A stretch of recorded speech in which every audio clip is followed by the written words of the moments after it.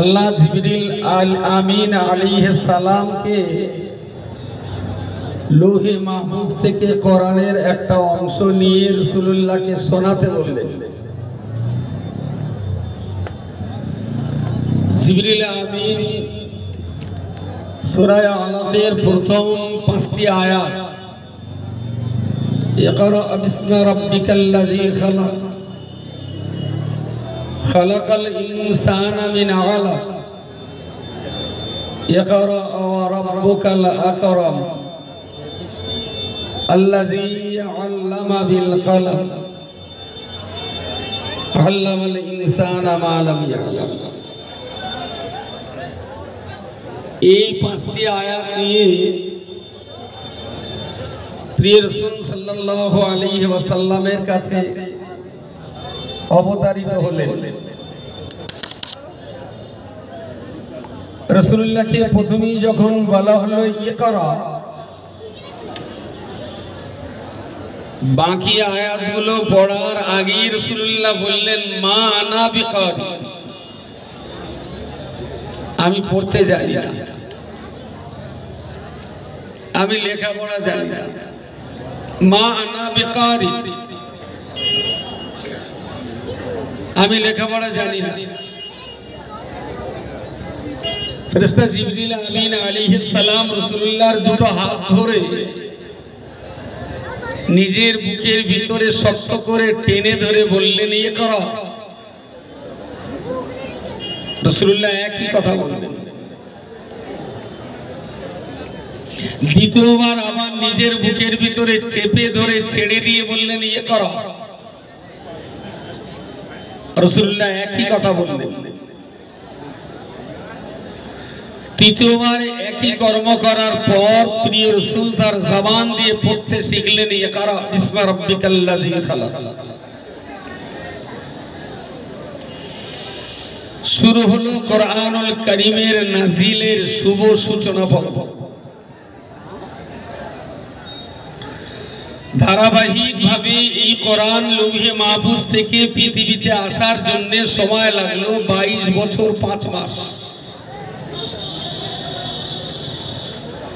একটা সুদীর্ঘ সময় ধরে আল্লাহ যখন যেমন প্রয়োজন হয়েছে জিবরিল আমিন আলাইহিস সালামকে তখন ততটাই রাসূলুল্লাহর কাছে শোনাবার জন্য নির্দেশ দিলেন। কোরআন নাজিল হওয়ার সাথে সাথে রাসূলুল্লাহ এত পরিমাণ পড়তেন যে তার গালের লালাগুলো গেঁজা বা থুতু আকারে দুই গাল সেজিয়ে পড়ত।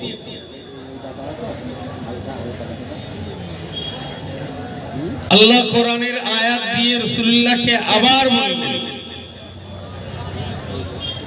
লা তুহাররিক বিহি লিসানাকা লিতাওয়াজালা বিহি ইন্না আলাইনা জামআহু ওয়া কুরআনা ফাইজা ক্রানাহু ফাত্তাবি কুরআনা। সুবহানাল্লাহ।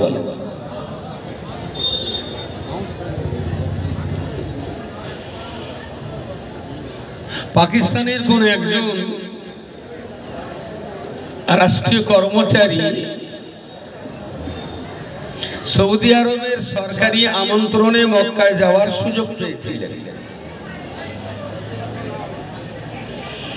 তো যেহেতু তিনি সরকারি সৌদি গভর্নমেন্টের সরকারি মেহমান, তো তাকে সেই মতো আদর যত্নে আপ্যায়ন করা হলো। হঠাৎ একদিন রাত্রে হারামাইন শরীফাইনের পক্ষ থেকে একজন প্রতিনিধি তার হোটেলে যে বললেন, গেস্ট হাউসে যে বললেন হযরত আগামীকাল ফজরের ওয়াক্তে আপনাকে ইমাম সাহেবের পিছনে 2 রাকাত ফরজ নামাজ পড়বার সুযোগ দেওয়া হবে। যেহেতু আপনি সরকারি একজন মেহমান, তো সৌদি গভর্নমেন্টের পক্ষ থেকে আপনার জন্য এটা একটা উপহার। ফজরের ওয়াক্তে যে ইমাম মসজিদে ইমামতি করবেন কাবার সামনে দাঁড়িয়ে, আপনি ঠিক তার পিছনে 2 রাকাত নামাজ পড়াবার সুযোগ পাবেন। এটা গভর্নমেন্টের পক্ষ থেকে একটা গিফট, এটা আপনার জন্য একটা পুরস্কার। উনি খুব আনন্দিত হলেন। 1000 কোটি টাকা দিয়ে ওই জায়গায় দাঁড়াবার সুযোগ মেলানো যাবে।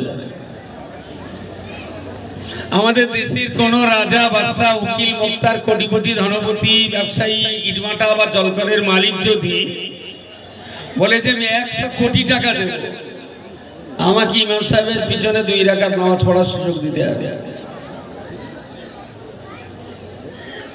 সুযোগ পাওয়া তো দূরের কথা, এই কথাটা বলার চান্সটা পাবে। আমি যে 100 কোটি টাকা দিলে এই জায়গায় দাঁড়াবো কি না, এটা বলার টাইম হবে। তো যেহেতু তিনি গভর্নমেন্টের একজন গেস্ট, তার এই সুযোগ দেওয়া হলো। সারা রাত তিনি অত্যন্ত আনন্দে কাটালেন। জীবনের এক বিরাট বড় সাধনা। সৌদি ইমামের পিছনে, খানায়ে কাবার ইমামের পিছনে দাঁড়িয়ে 2 রাকাত নামাজের সুযোগ হলো। সারা রাত ঘুমাতে পারলেন না, আনন্দের অস্থিরতায় কেটে গেল। তাহাজ্জুদ পড়ে অপেক্ষা করছেন কখন ওরা আসবে, আমাকে নিয়ে যাবে। যথারীতি হারামাইন শরীফের পক্ষ থেকে 5-6 জন পুলিশের একটা টিম যে ওনাকে ওয়েলকাম করে গেস্ট হাউস থেকে নিয়ে এলেন। একেবারে ইমাম সাহেব এখনো আসেননি। ইমাম সাহেব যে জায়গায় এসে দাঁড়াবেন, ওনাকে তার পিছনেই বসার জায়গা দেওয়া হলো। উনি সুন্নাত পড়লেন, অপেক্ষা করছেন। সঠিক টাইমে পুলিশ ব্যারিকেডে ইমাম সাহেব চলে এলেন। জীবনের এক অসাধারণ ইবাদতের অনুভূতি। কাবার সামনে রেখে সমস্ত হাজিরাই নামাজ পড়তে পারে,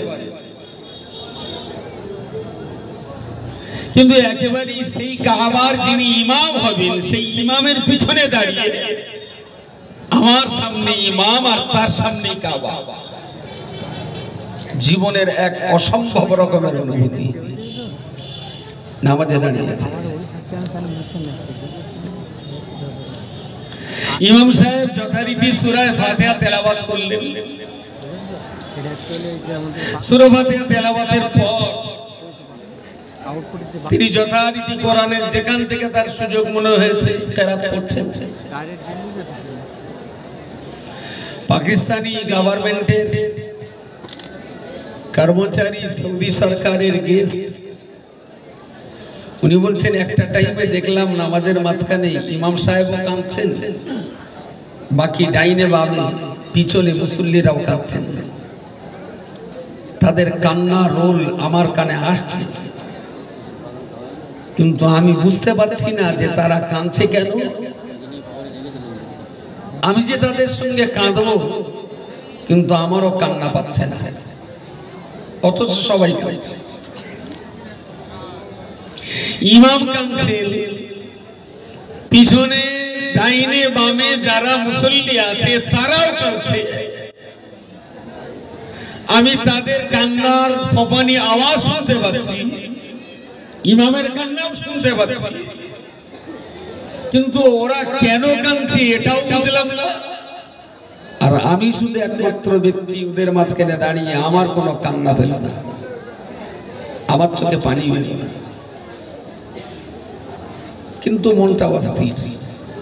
কান্নার কারণটা কি? যথারীতি নামাজ হয়ে গেল, আমার সুযোগ মিলে গেল ইমাম সাহেবের সঙ্গে মুসাফা করার। হাতে হাত দিলাম, সালাম করলাম, উনি চলে গেলেন। আমার সঙ্গে যারা আমাকে নিয়ে আবার আমার গেস্ট হাউসে এলেন। আমি আমার দোভাষী সহযোগীকে জিজ্ঞেস করলাম যে নামাজে আজকে সবাই কাঁদছিল কেন, কি হয়েছে? তাহলে কেন আপনি জানেন না? বলছে না।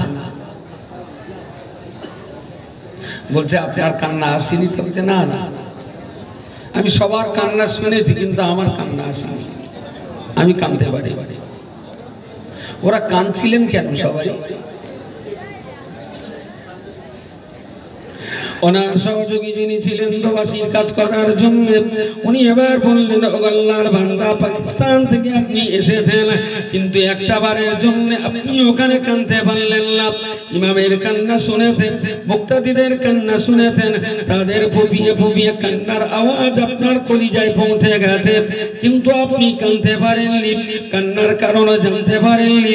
আসলে আপনার কি জানা ছিল না, ইমাম সাহেব যখন কোরআনের আয়াত কেরাত আকারে তেলাওয়াত করছিলেন, আল্লাহ পাক রব্বুল আলামিন কোরআন শরীফের ভিতরে বলেছেন, আমতাজুল ইয়াওমা আইয়ুহাল মুজরিমুন, আমতাজুল ইয়াওমা আইয়ুহাল মুজরিমুন।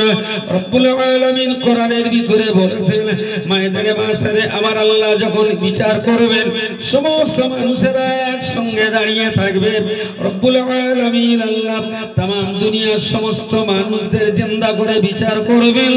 আর এই বিরাট জামাতের দিকে লক্ষ্য করে আমার আল্লাহ ওই দিনে বলবেন, আমতাজুল ইয়াওমা আইয়ুহাল মুজরিমুন, হে পৃথিবীর পাপী পাপিষ্ঠ বান্দা, বেনামাজি বান্দা, হারামখোর বান্দা, আল্লাহর সঙ্গে শরীক করা বান্দা, ইসলাম অমান্য করা বান্দা, ইসলামের সঙ্গে গাদ্দারি করা বান্দা, আমতাজুল ইয়াওমা আইয়ুহাল মুজরিমুন, পৃথিবীর জমিনে তোমরা যারা কঠিন কঠিন অপরাধ করেছো, আমি আল্লাহ পাক তোমাদিগকে বলছি, আমার আল্লাহওয়ালা বান্দাদের থেকে আজকের দিনে তোমরা আলাদা হয়ে যাও।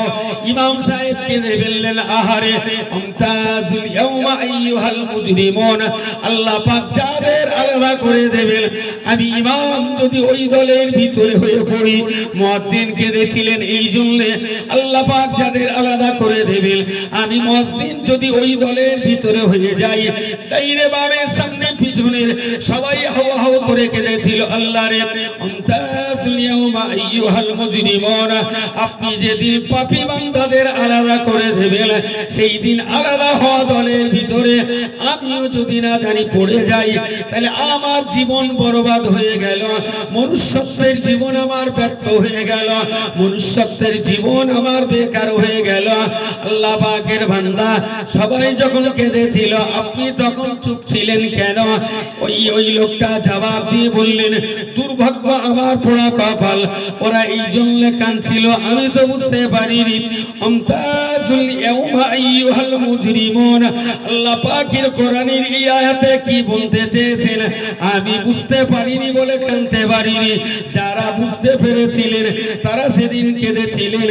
কান্নার কারণ যখন লোকটা বুঝেছেন, হাউমাউ করে হোটেলের ভিতরে কান্নাকাটি করলেন। প্রবাসীর লোকটা বললেন, ভাই, যখন কাঁদার প্রয়োজন ছিল তখন কাঁদতে পারোনি, তখন তো ছিল মসজিদুল হারাম, কাবা বাইতুল্লাহর সামনে নামাজে রত ছিলে, ওই কান্নার চোখের পানি। আর এখন তুমি বুঝতে পেরে যেটা কাঁদছো, এ কান্না তো হোটেল বা গেস্ট হাউসের ভিতরে। বলছে সেই তো কাঁদলেন, তো এই কান্নাটা যদি নামাজের ভিতরে হারাম শরীফে ইমামের পিছনে কাতারে দাঁড়িয়ে যদি কাঁদতে, তোমার এক এক ফোঁটা চোখের পানির মূল্য দুনিয়ার সব জিনিসের চাইতে বেশি হতো।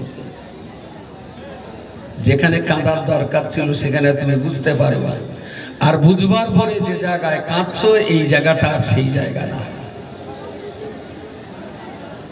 আমার কথা কি বোঝা গেছে? বলছি আমার কথা কি বোঝা গেছে?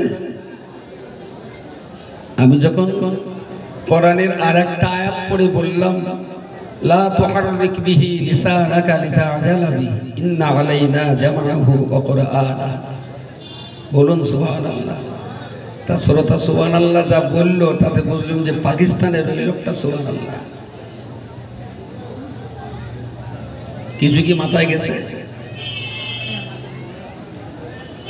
আমার কথা কি কিছু মাথায় গেছে না মাথার উপর দিয়ে গেছে? সুবহানাল্লাহর আওয়াজ শুনে আমি প্রথমবার বুঝলাম যেটা পাকিস্তানের সুবহানাল্লাহ। আসলে এইটা শুধু আজকে দিনের জন্য নয়, আজও পর্যন্ত মুসলিম কমিউনিটি 100-র ভিতরে 85 থেকে 90টা মুসলমান কোরআন পড়তেই জানে না। আর ইমাম সাহেবের পিছনে দাঁড়িয়ে কাঁদতে গেলে কোরআন পড়তেও জানতে হয় আর কোরআন বুঝতেও শিখতে হয়, তবে ইমামের পিছনে কান্না আসে। লাইনই চলে গেল। যারা পড়তেও পারে না বুঝতেও পারে না ওরা হয়তো কাঁদবে হোটেলে যাওয়ার পর গেস্ট হাউসে গিয়ে কাঁদবে, তো সে কান্নার মূল্য থাকবে। প্রিয় রাসূল এত পরিমাণ কোরআন তেলাওয়াত করতেন, এত পরিমাণ পড়তেন যে গালের লালাগুলো গেঁজা হয়ে দুই গালাসি দিয়ে পড়তো।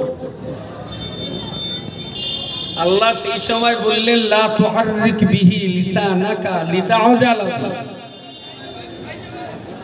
সুবহানাল্লাহ বলতে বললাম, তা যা আওয়াজ হলো আমি বুঝলাম পাকিস্তানের কেস, এরা বুঝতে পারিনি, সেই জন্য সুবহানাল্লাহ এই দুঃখ দশা। রাসূলুল্লাহর গায়ে লালা গেঁজা হয়ে পড়তে দেখে আমার আল্লাহ নবীকে বললেন, ইয়া রাসূলুল্লাহ ইয়া হাবিবাল্লাহ লা তুহাররিক বিহি লিসানাকা। আমার কোরআন হিফজ করার জন্য, আমার কোরআন মুখস্থ করার জন্য, আমার এই কোরআন পড়ার জন্য, আমার কোরআন স্মৃতি পড়ে ধরে রাখার জন্য এত অধিক পরিমাণ আপনি পড়বেন না, যার কারণে আপনার গালের জিহ্বাটার কষ্ট হয়। লা তুহাররিক বিহি লিসানাকা লিতাআজালা বি। আপনি আপনার জবানটাকে অতিরিক্ত কষ্ট দেবেন না, কোরআনকে আপনার কলিজায় জমিয়ে রাখার জন্য আপনার জিহ্বাটাকে অতিরিক্ত কষ্ট দেবেন না। ইন্না আলাইনা জামাহু ওয়া কুরআনা।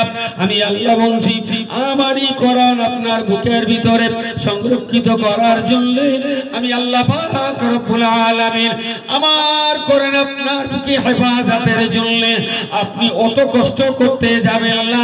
আমি আল্লাহ দায়িত্ব নিয়েই বলছি আমার কোরআন আপনার বুকের ভিতরে জমা রাখার জন্য ইন্না আলাইনা জামাহু ওয়া কুরআনা। আমি আল্লাহ পাক নিজেই কোরআন মুখস্থ রেখে দেওয়ার দায়িত্ব নিলাম। আপনি শুধু একবার পড়ুন, আর ভিতরে হেফাজতের দায়িত্বটা আমি আল্লাহ জিম্মাদারিটা আমার। জিহ্বায় অতিরিক্ত কষ্ট দিতে হবে। এই কথাটা যদি ওই নড়া ছেলের বলি না, ওরা বলে বেঁচে গেছি। বুঝতে পারেন যারা আজকে হাফেজ হলে নজন, এই আয়াতটা পড়ে যদি ওদের বোঝাই না যে আল্লাহ নবীকে বলেছিলেন যে তুমি তোমার কোরআন মুখস্থ রাখার জন্য জিহ্বাটাকে এত কষ্ট দিও না, তোমার বুকের ভিতরে কোরআন সংরক্ষণের দায়িত্ব ইন্না আলাইনা, জিম্মাদারিটা আমি আল্লাহ নিয়ে নিলাম। আচ্ছা, এই কথা যদি ওদের ভালো করে বুঝিয়ে দেই, এতদিন যা পড়তো কালকে তো আর অত পড়বে? হ্যাঁ, কালকে তো পড়া কম করে দেবে, বলে দেবো আল্লাহ যখন দায়িত্ব নিয়েছে তাহলে আমি অল্প পড়লেও হবে। রব্বুল আলামিন আল্লাহ ঠিক তারপরের অংশে বলে দিলেন ইন্না আলাইনা জামাহু ওয়া কুরআনা ফাইযা করানাহু ফাত্তাবি কুরআনা। ইয়া রাসূলুল্লাহ ইয়া হাবিবাল্লাহ, আমার পক্ষ থেকে ফেরেশতা জিবরিল যখন আপনার কাছে কোরআন নাযিল করবেন, কোরআন নিয়ে যখন আপনার কাছে অবতরিত হবেন, ওই সময় জিবরিল একবার পড়বে আর আপনি আপনার জবান দিয়ে একবার পড়ে নেবেন। জিবরাইলের পড়ার অনুকরণে আপনি একবারের জন্য পড়ে নেবেন। ফাইদা করানাহু ফাত্তাবি কুরআনা। জিবরিল শোনাবে, আপনি শুনবেন, এবার একবার পড়বেন। জিবরাইলের কাছ থেকে কোরআন শুনে আপনি আপনার জবান দিয়ে একবার শুধু পড়ে নেবেন। আর আমি আল্লাহ বলছি দুনিয়া, কবর, কিয়ামত, হাসর, সিরাত, মিজান সমস্ত জায়গা অতিক্রম করে জান্নাতের ভিতরে আপনি অবস্থান করবেন। আমি আল্লাহ পাক রব্বুল আলামিন সকল জায়গা, সকল স্তরে, সকল ক্ষেত্রে জান্নাতের ভিতরে আমি আল্লাহ আপনার বুকের ভিতরে আমার কোরআনকে আমি হেফাজত করে দিলাম। একটু সবাই মিলে একটু ভক্তি করে বলেন দিন সুবহানাল্লাহ। যে আপনি জান্নাতেও হাফেজ থাকবেন, কেউ আপনার কাছ থেকে কোরআন কাটতে পারবে না, কেউ কাটতে পারবে, যেহেতু আমি আল্লাহ দায়িত্ব নিয়েছি। রাসূলুল্লাহ কোরআনের আয়াত অতিরিক্ত পরিমাণে পড়তেন এই চিন্তায় যে একটা শব্দ যদি ভুল হয়ে যায়, কিতাব নেই যে আমি দেখে দেব, লেখা নেই যে পড়ে নেও। এই আয়াত তো দুবার আসবে না আমার কাছে, তো আল্লাহ ফেরেশতা মারাবাদ একবারই পাঠাবে। যদি আমার একটা শব্দ ভুল হয়ে যায় তাহলে কিয়ামত পর্যন্ত আমার উম্মতেরা কোরআনের একটা শব্দ থেকে বঞ্চিত হয়ে যাবে। জোরে বলুন সুবহানাল্লাহ। তো কোরআনের একটা শব্দ থেকে উম্মত যাতে বঞ্চিত না হয়ে যায়, তাই নাযিল হওয়ার সঙ্গে সঙ্গে এত পরিমাণ পড়তে আল্লাহ যেভাবে দিয়েছে আমি যেন ঠিক সেইভাবেই আমার উম্মতদের কাছে পৌঁছে দিতে পারি, যেন একটা শব্দ অক্ষর বাদ পড়ে না যায়। যে উম্মতের জন্য নবী এত পরিমাণ কোরআন পড়েছেন যে গাল দিয়ে গেঁজা বেরিয়ে গেছে, যার কারণে আল্লাহ আবার নাজিল করে আয়াত নাজিল করে নবীকে বললেন জিহ্বাটাকে অতিরিক্ত কষ্ট দিও না। একটা শব্দ যদি বাদ চলে যায় তাহলে আমার উম্মত কোরআনের একটা শব্দ থেকে বঞ্চিত হবে। যে উম্মতের কাছে নির্ভুল অভ্রান্ত খাঁটি পূর্ণাঙ্গ কোরআন পৌঁছে দেওয়ার জন্য রাসূলুল্লাহর এত কষ্ট, এত মেহনত, এত পরিশ্রম, উম্মতে মুহাম্মাদি কি রাসূলুল্লাহর সেই মেহনতের মূল্য দিয়েছে না বোঝে? মূল্য কি এর নাম বলেন? কাঁচকলা। ফেসবুকের বলে বিরাট দাম, হোয়াটসঅ্যাপেও দাম আছে, সোশ্যাল মিডিয়ায় এর নাম কম, কিন্তু বাঙালির কাছে খেলা। তার মানে বাঙালি মুসলমান রাসূলুল্লাহর এই কষ্টের কোনো মূল্য দেয় নাই। তা যদি দিতেন, জীবনের সবকিছু সম্ভব হলেও কোরআন পড়াটা অসম্ভব থেকে যেত না। সব মুসলমানই কোরআন পড়তে পারতেন, মিনিমাম অল্প বিস্তার বুঝতেও পারতেন, শুধু যদি একটু চেষ্টা থাকতো। আল্লাহ পাকের বান্দা মনে রাখুন, রব্বুল আলামিন আল্লাহ ময়দানে মাশারের কঠিন সময়তে এই হাফেজ বান্দাদের জন্য অনেক বড় মর্যাদা দেবেন, অনেক বড় মর্যাদা আল্লাহ দেবেন। আল্লাহ পাকের বান্দা মনে রাখুন, ময়দানে মাশারের কঠিন সময়তে হাফেজ বান্দাদেরকে আমার আল্লাহ বলবেন, ওয়ারাতিলিল কোরআন কামা তুরাতিল ফিদ দুনিয়া। হে আমার হাফেজ বান্দা, কোরআন মুখস্থকারী বান্দা, কোরআনুল কারীম কণ্ঠস্থকারী বান্দা, ওয়ারাতিলিল কোরআন, তোমরা কোরআন পড়তে থাকো কামা তুরাতিল ফিদ দুনিয়া। দুনিয়ার জীবনে যখন তোমরা কোরআন পড়তে থাকো, আজকে জান্নাতের ভিতরে আমার কোরআন তোমরা পড়তে থাকো। ও বান্দা মনে রাখো, আল্লাহ পাকের হাফেজ কোরআন বান্দারা ওই জায়গায় দাঁড়িয়ে দাঁড়িয়ে কোরআন পড়তে থাকবে। রব্বুল আলামিন বলবেন, না না, এক জায়গায় দাঁড়িয়ে পড়তে হবে না, কোরআনের একটা করে আয়াত পড়বে আর এক ধাপ করে জান্নাতের মর্যাদার উচ্চ শিখরে উঠে যাবে। আবার একটা আয়াত পড়বে আর এক ধাপ উপরে উঠে যাবে, আবার একটা আয়াত পড়বে আর এক ধাপ মর্যাদা জান্নাতের উপরে উঠে যাবে। এইভাবে 6666 আয়াত পড়তে পড়তে আল্লাহ পাকের হাফেজ বান্দা জান্নাতের যে জায়গায় যে কোরআন তেলাওয়াত শেষ হয়ে যাবে, আল্লাহ পাক সেই জান্নাতটাই তার জন্য সুরক্ষিত করে দেবে। সুবহানাল্লাহ।